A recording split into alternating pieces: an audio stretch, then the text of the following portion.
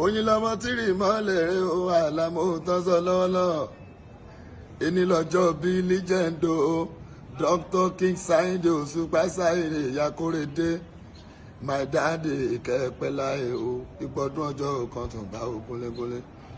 Àwọn àgbàlagbà náà sọ pé wọ́n lọ́dọọdún la máa rórógbò ọdọọdún lára ò sálàmù wa ọdọọdún tẹ̀rí yẹn ìbánu fi sáàtù o láàárọ̀ mọ́ bí o ìyẹn lórí àtẹ̀tùngbà Dr. King Saheed Osupa mandator Bami Akorede ẹ̀mí àṣepùwọ̀ yọdún láyé èyí tẹ́ ẹ ṣe lọ́dún yìí ènìjà ṣe máa làmú gúnlégúnlé ìbánu fi oyin dàdé gbọ́ra òun à lọ́la dádì mi Paso lọ́la dádì mi Alájí Wàsíù yọmọdé tọ́lá gbogbo ọ̀gálẹ̀ fámìlì yìí mọ́lẹ̀ ògúnlé o wọ́n sọ pé akínyìn Bami Osupa Saheed Yakorede Ìbàdàn nílé Olúyọ̀lé ó pé kẹpẹ́ ẹ̀mí yá ṣe púpọ̀ dìgbọ́lá òun àmì tọ́ bá ní kí ló lọ ní gbòòrò pé ta ló mi ìlú títì o gbogbo wa la sáàgbọ́n ń pa sáré dán pàápà ọba kọrin Bami ẹ̀mí yá ṣe púpọ̀ long life and prosperity with full of joy lágbára eléyìí kò ní já ṣe mọ́ fún yín inshallah rahman tìrẹlẹ́dà kẹsàn. ẹ̀yin tèmi ó tún ti ṣẹlẹ̀ o birthday King Saheed Osupa wọ́n ti ṣe ní ìwọ̀nba bíi ìjọ́ méjì sẹ́yìn òun ni oríṣiríṣi àwọn artist náà bẹ̀rẹ̀ sí ń kan sára sí bàbá pé ẹ̀mí wọn ṣọ̀pọ̀ ọdún láyé ìgbà ọdún kan ni bí tìrẹlẹ́dà náà ṣe ń fi ohùn ránṣẹ́ sí King Dr. Saheed Osupa bẹ́ẹ̀ náà ni ọ̀rẹ́ tímọ́tímọ́ King Dr. Saheed Osupa which is Wàsíù Àlàbí Pasuma àwọn náà ju àwọn ọwọ́ kan fún bàbá pé happy birthday pé ìgbà táwọn ti ṣe ìgbà èwe sẹ́yìn ó ti kọjá o ṣùgbọ́n lọ́wọ́ yìí 5 and 6 làwọn méjèèjì tí ìgbín bá fà ó máa fa ìkarahun tẹ̀lé tẹ bá rántí pé ìgbà birthday Wàsíù Àlàbí náà Saheed Osupa náà wọn lọ yẹ sí so ńgbà tó dìgbà birthday tòun náà òun náà tún yẹ sí àtàwọn àfáà lóríṣiríṣi ẹjọ ẹ jẹ́ ká gbọ́ ọwọ́ tí Paso náà fún.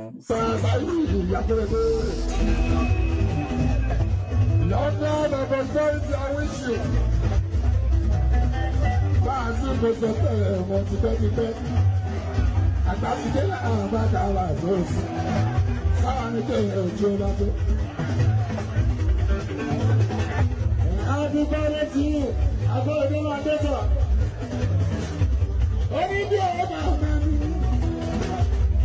Ọ̀làdọ̀ kúrò ọmọ. Lábẹ́ pé ìṣèwò àgbẹ̀ṣẹ̀wò olóògbò lọ́jà nígbà níyà lọ́dọ̀ bá dídí àtọ̀ ọ̀pọ̀ èbúté. Àwọn mi ìbò ọmọ láyò ọjà lọ́mọ́kàn balẹ̀ ọmọ mi ò ṣùgbọ́n. Ọlọ́run ló ṣe gbogbo ẹ̀dá bọ̀ ní láti. Ọlọ́run ló ṣe gbogbo ẹ̀dá bọ̀ ní láti rárá. Ibi bẹ́ẹ̀ni. Ibi bẹ́ẹ̀ni mọ́jọ́ lẹ́gbẹ̀rẹ́ mi sùn. Ọlọ́run bá bá bá wọ ní bùkátà. Èmi ni bàbá lè lè bàbá ní ìṣẹ́yẹ. Ọmọdé mi ò mọ̀ ní. Ọ̀rọ̀ ọ̀dọ́ mi lè yẹ. Ọlọ́run yà lè jù mọ́ lọ́wọ́ pé ẹjọ́ ẹjọ́.